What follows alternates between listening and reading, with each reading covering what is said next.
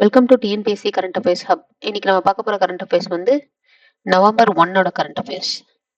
இன்னைக்கு நம்ம பார்க்குற கரண்ட் அஃபேர்ஸ் எல்லாம் Tamil Nadu and India base current affairs.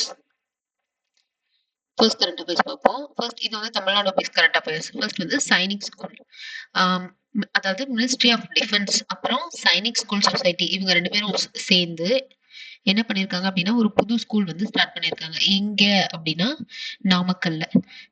School name என்ன அப்படின்னா SRRISPK public senior secondary school. இந்த ஸ்கூல்ல வந்து நம்ம ஜாயின் பண்ணணும் அப்படின்னா நம்ம வந்து என்ட்ரன்ஸ் எக்ஸாம் எழுதணும். AISSEE அப்படிங்கிற என்ட்ரன்ஸ் எக்ஸாம் வந்து நம்ம எழுதணும். அதோட ஃபுல் ஃபார்ம் என்ன அப்படின்னா all India Sainik school entrance exam. இதுதான் அதோட ஃபுல் ஃபார்ம். மொத்தம் தமிழ்நாட்டில் வந்து எத்தனை சைனிக் ஸ்கூல்ஸ் இருக்குன்னா 5 சைனிக் ஸ்கூல்ஸ் இருக்கு. அது எங்கெங்க இருக்கு அப்படின்னா அமராவதி நகர் திருப்பூர்ல, மதுரை, சேலம், திருப்பூர். ஏன் வந்து இந்த ஸ்கூல்ல இவ்வளோ ஸ்பெஷலா சைனிக் ஸ்கூல் அப்படின்னு சொல்றாங்க? நமக்கு நிறைய தெரியும். என்ன சொல்றது, ஸ்டேட் போர்ட், மெட்ரிக், சிபிஎஸ்இ அந்த மாதிரி நிறைய தெரியும். சைனிக் ஸ்கூல் அப்படின்னா என்ன அப்படின்னா அந்த ஸ்கூல்ல படிக்கிறவங்களுக்கு பாத்தீங்கன்னா இந்த டிஃபென்ஸ் செக்டர் இருக்குல்ல அதுல வந்து எடுத்துப்பாங்க. டிஃபென்ஸ் அப்புறம் இந்த ஆர்மி அதுல எல்லாம் வந்து எடுத்துப்பாங்க ஸ்ட்ரைட்டா. அதுக்காக தான் வந்து இந்த ஸ்கூல்ல வந்து படிக்கிறது. ஸோ இதுல நமக்கு என்ன தெரிஞ்சிருக்கணும் அப்படின்னா தமிழ்நாடுல இப்போ ரீசெண்டா எங்க வந்து இந்த ஸ்கூல் ஸ்டார்ட் பண்ணிருக்காங்கன்னு தெரிஞ்சிருக்கணும். மொத்தம் தமிழ்நாட்டுல எவ்வளவு இருக்கு சைனிக் ஸ்கூல் அப்படின்னு சொல்லி தெரிஞ்சிருக்கணும். அப்புறம் யார் எந்த மினிஸ்ட்ரி வந்து ஸ்டார்ட் பண்ணதுன்னு தெரிஞ்சிருக்கணும். Ministry of defence and Sainik school society. இந்த 3 பாயிண்ட்டும் நமக்கு கண்டிப்பா தெரிஞ்சிருக்கணும். நெக்ஸ்ட் கரண்ட் அஃபேர்ஸ் வந்து green tax in Uttarakhand. Green டாக்ஸ்னா நமக்கு எல்லாத்துக்குமே தெரியும், பசுமை வரி அப்படின்னு சொல்லி. இப்போ உத்தரகாண்ட்ல வந்து இந்த கிரீன் டாக்ஸை வந்து லான்ச் பண்ணியிருக்காங்க. அதாவது யாருக்கு அப்படின்னா அவுட் ஆஃப் ஸ்டேட் வெஹிக்கிள்ஸ் இருக்குல்ல, அதாவது வெளி ஸ்டேட்ல இருந்து வராங்கல்ல உத்தரகாண்டுக்கு, அவங்களுக்கு வந்து இந்த கிரீன் டாக்ஸ் வந்து இம்ப்ளிமெண்ட் பண்ணியிருக்காங்க. என்னையில இருந்து வந்து இதை இம்ப்ளிமெண்ட் பண்றாங்க அப்படின்னா December 1, 2025ல இருந்து இம்ப்ளிமெண்ட் பண்றாங்க. இந்த அவுட் ஆஃப் ஸ்டேட் வெஹிக்கிள்ஸ் இருக்குல்ல அதை எப்படி மானிட்டர் பண்றாங்க அப்படின்னா அந்த பார்டர்ல ANPR அப்படிங்கிற கேமராஸ் வச்சுதான் மானிட்டர் பண்றாங்கன்னு சொல்றாங்க. எதுக்காக வந்து இந்த கிரீன் டாக்ஸை வந்து உத்தரகாண்ட் வந்து வெளி ஸ்டேட் மக்கள்கிட்ட இருந்து கலெக்ட் பண்றாங்க அப்படின்னா பொல்யூஷனை வந்து கட் பண்றதுக்காக, அப்புறம் ஹிமாலயாஸை வந்து ப்ரொடெக்ட் பண்றதுக்காகவும், டு ப்ரமோட் கிளீன்லினஸ் சுத்தமா இருக்கணும் அப்படிங்கிறதுக்காகவும் வந்து இந்த கிரீன் டாக்ஸை வந்து உத்தரகாண்ட் வந்து அதர் ஸ்டேட் வெஹிக்கிள்ஸ்க்கு வந்து இது பண்றாங்க, இம்ப்ளிமெண்ட் பண்ணியிருக்காங்க. இதுல வந்து நமக்கு எல்லா பாயிண்ட்ஸுமே தெரிஞ்சிருக்கணும். நெக்ஸ்ட் கரண்ட் அஃபேர்ஸ் வந்து கிரீன் வால் ப்ராஜெக்ட். இந்த ப்ராஜெக்ட் வந்து யாரு எந்த ஸ்டேட் வந்து லான்ச் பண்ணாங்க அப்படின்னா ஆந்திரா வந்து லான்ச் பண்ணியிருக்காங்க. அதாவது எதுக்காக லான்ச் பண்ணியிருக்காங்கன்னா ஆந்திர பிரதேஷ்ல வந்து பாத்தீங்கன்னா 32% கோஸ்டல் எரோஷன் வந்து இருக்கு அப்படின்னு சொல்லியிருக்காங்க. கோஸ்டல் எரோஷனா நமக்கு தெரியும், இந்த கடலோரத்துல இந்த அரிப்புன்னு சொல்றோம்ல, கடல் அரிப்பு அந்த மாதிரி சொல்லலாம். அதுதான் வந்து கோஸ்டல் எரோஷன். அதை வந்து ப்ரிவென்ட் பண்ணணும் அப்படிங்கிறதுக்காக கொண்டு வந்ததுதான் இந்த கிரீன் வால் ப்ராஜெக்ட். இந்த கிரீன் வால் ப்ராஜெக்ட் வந்து எந்தெந்த டிபார்ட்மெண்ட்ஸ் வந்து இன்வால்வ் பண்ணி இது பண்ண போறாங்க, பில்ட் பண்ண போறாங்க அப்படின்னா environment, forest, science and technology இந்த டிபார்ட்மெண்ட்லாம் சேர்ந்துதான் இந்த கிரீன் வால் ப்ராஜெக்ட் வந்து இது பண்ண போறாங்க.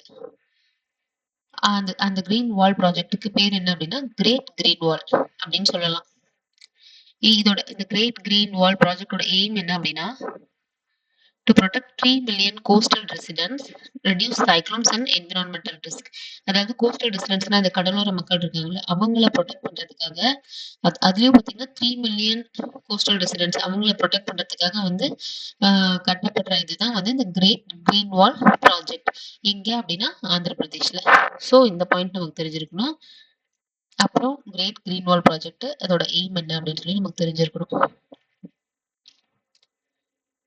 நெக்ஸ்ட் கரண்ட் அஃபேர்ஸ் வந்து ஸ்வஸ்டிக் இனிஷியேட்டிவ். ஸ்வஸ்டிக் அப்படிங்கிறது ஒரு இனிஷியேட்டிவ், ஸ்கீம்னு சொல்ல முடியாது, அது ஒரு இனிஷியேட்டிவ்னு சொல்லலாம். இது வந்து யாரு லான்ச் பண்ணியிருக்காங்க அப்படின்னா CSIRம் NISCPR இவங்க தான் வந்து லான்ச் பண்ணியிருக்காங்க. CSIRனா நமக்கு தெரியும், council of scientific and industrial research. NISCPR அப்படின்னா national institute of science communication and policy research அப்படின்னு சொல்லி நமக்கு தெரியும். இவங்க தான் வந்து இந்த ஸ்வஸ்டிக் அப்படிங்கறத லான்ச் பண்ணியிருக்காங்க. ஸ்வஸ்டிக்கோட ஃபுல் ஃபார்ம் வந்து சயின்டிபிகலி வேலிடேட்டட் சோசியட்டல் ட்ரெடிஷனல் நாலேஜ். இதுதான் வந்து இந்த ஸ்வஸ்திக் அப்படிங்கிற இதோட அப்ரிவேஷன். இது வந்து மஸ்ட் கண்டிப்பா கேட்பாங்க.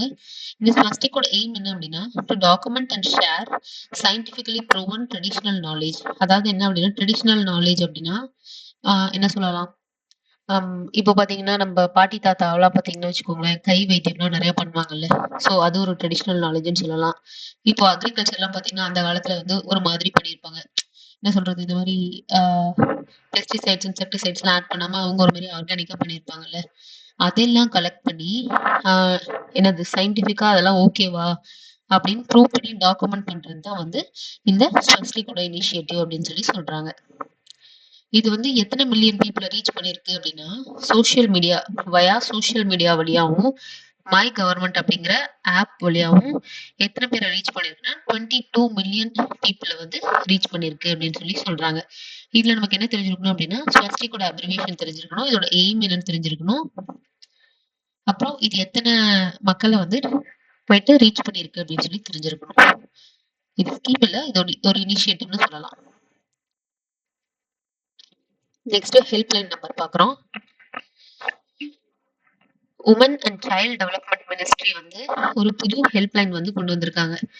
என்ன ஹெல்ப்லைன் அப்படின்னா, நியூ ஹெல்ப்லைன் 1515 ரீப்ளேசஸ் 14408. இந்த 14408 ரீப்ளேஸ் பண்ணி இந்த 1515 அப்படின்ற ஹெல்ப்லைனை வந்து கொண்டு வந்திருக்காங்க. யாரு அப்படின்னா, women and child development ministry. ரொம்ப இம்பார்ட்டன்ட். எப்போல இருந்து இது எஃபெக்டிவ் அப்படின்னா, November 1, 2025 இருந்து இது எஃபெக்டிவ்.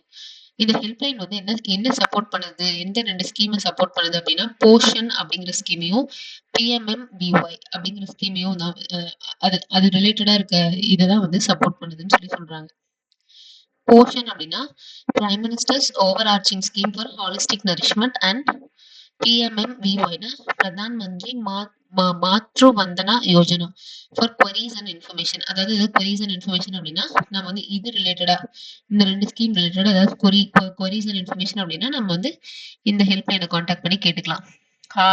இது ஒன்றும் இல்லை, prime minister over arching scheme for holistic nourishment வந்து அது என்ன மாதிரி ஸ்கீம்னா, இந்த குழந்தைங்க அப்புறம் தாய்மார்கள்லாம் இருக்காங்கல்ல, அவங்களுக்கு வந்து உணவு கரெக்டா இருக்கா போகுதா அந்த மாதிரி அது சம்பந்தமா சொல்றது போஷன். அதான் வார்த்தையில வருது பாருங்களேன், போஷன் அப்படின்னு சொல்லிட்டு. அதே மாதிரி பிரதான் மந்திரி மாத்ரு வந்தன யோஜனா அப்படிங்கிறது பாத்தீங்கன்னா அது வந்து எது ரிலேட்டடா, அதுவும் பாத்தீங்கன்னா தாய்மார்கள் அப்புறம் குழந்தைகள் அவங்களுக்கு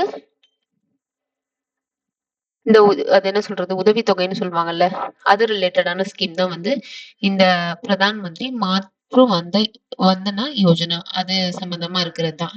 இதை பத்தி டீடைல்ஸ் வேணும் அப்படின்னா நமக்கு வந்து இந்த 1515க்கு கால் பண்ணி நம்ம தெரிஞ்சுக்கலாம். ஸோ இதுல என்ன தெரிஞ்சிருக்கணும் அப்படின்னா, அந்த ஹெல்ப்லைன் நம்பர் தெரிஞ்சிருக்கணும், எப்பயில இருந்து எஃபெக்டிவ்னு தெரிஞ்சிருக்கணும், இந்த 2 ஸ்கீம் பத்தி நமக்கு தெரிஞ்சிருக்கணும். ஸ்கீமோட அவுட்லைன் மாதிரி தெரிஞ்சா ஓகே தான். நெக்ஸ்ட் கரண்ட் அஃபேர்ஸ் வந்து இது ஒரு science paste current affairs. 7 nanometer processor India வந்து இதான் ஃபர்ஸ்ட் டைம் டெவலப் பண்ணியிருக்காங்க. 7 நானோமீட்டர் ப்ராசஸர் அண்டர் எந்த இனிஷியேட்டிவ்னா, சக்தி இனிஷியேட்டிவ்ல பை யார் டெவலப் பண்ணியிருக்காங்கன்னா IIT மெட்ராஸ். இந்த 7 நானோமீட்டர் ப்ராசஸர்ங்கிறது ஒரு சிப்னு சொல்லலாம், ஒரு கம்ப்யூட்டர் சிப்னு சொல்லலாம். என்ன சிம்பிளா சொல்லணும் அப்படின்னா, என்ன டெக்னாலஜில வந்து இந்த 7 நானோமீட்டர் ப்ராசஸரை IIT மெட்ராஸ் வந்து டெவலப் பண்ணியிருக்காங்கன்னா, RISC-V அந்த டெக்னாலஜில தான் வந்து டெவலப் பண்ணியிருக்காங்க. இங்கெல்லாம் இந்த 7 நானோமீட்டர் ப்ராசஸர் கம்ப்யூட்டர் சிப் வந்து யூஸ் பண்ணலாம் அப்படின்னா, மொபைல், டிஃபென்ஸ், அப்புறம் 5G, artificial intelligence and super கம்ப்யூட்டர்ஸ்ல வந்து யூஸ் பண்ணலாம். ஸோ இதுல ஃபர்ஸ்ட் 2 பாயிண்ட் வந்து நமக்கு தெரிஞ்சிருக்கணும். நெக்ஸ்ட் வந்து குவிஸ் பார்ப்போம். Which organization coordinates the Swastik initiative to promote scientifically validated traditional knowledge? Next வந்து the newly added Sainik School in Tamil Nadu for AISSEE 2026 is located in which district? Next question, from which date will Uttarakhand implement a green tax on vehicles entering from other states? இந்த 3 கொஸ்டினுக்கு நீங்க வந்து கமெண்ட்ல answer பண்ணுங்க. Stay consistent and stay confident. Bye.